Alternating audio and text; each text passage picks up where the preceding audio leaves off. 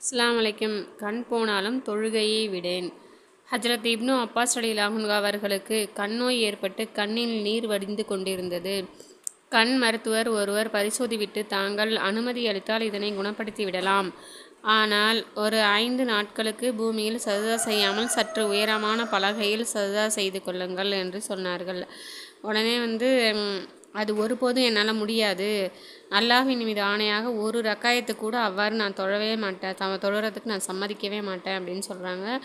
ஏனெனில் எவரொருவர் அறிந்திருந்து ஒரு தொழுகையை விட்டாலும் அல்லாஹ் தாலா அவர்கள் மீது கோபம் கொண்டிருக்கும் நிலையில் அவனை சந்திப்பார் என ரசூலுல்லாஹி ஸல்லல்லாஹு அலைஹி வஸல்லம் அவர்கள் அருளியதை நான் அறிந்திருக்கிறேன் என பதில் சொல்கிறாங்க.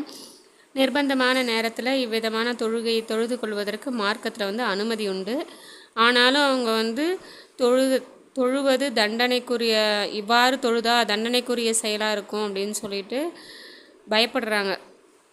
தண்டனைக்குரிய செயலாகிடுமோ அப்படின்னு சொல்லி பயப்படுறாங்க. அதனால் சஹாபாக்களுக்கு தொழுகையின் மீதுள்ள அதிக அளவு ஆசையின் காரணத்தினால நபி பெருமானார் ஸல்லல்லாஹு அலைஹி வஸல்லம் அவர்களுடைய சொல்ல கேட்டு அமல் செய்வதை மிக முக்கியமாக கருதி இருந்தாங்க.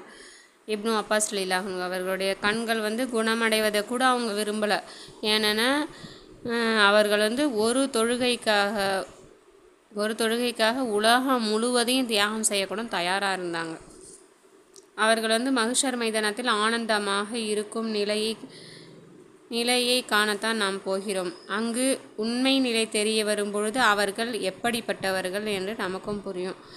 நாம் நம்முடைய தொழுகை விஷயத்தில் எவ்வாறு நடந்து கொண்டிருக்கிறோம் என்பதை நாம் சற்று சிந்தித்து பார்ப்போமாக.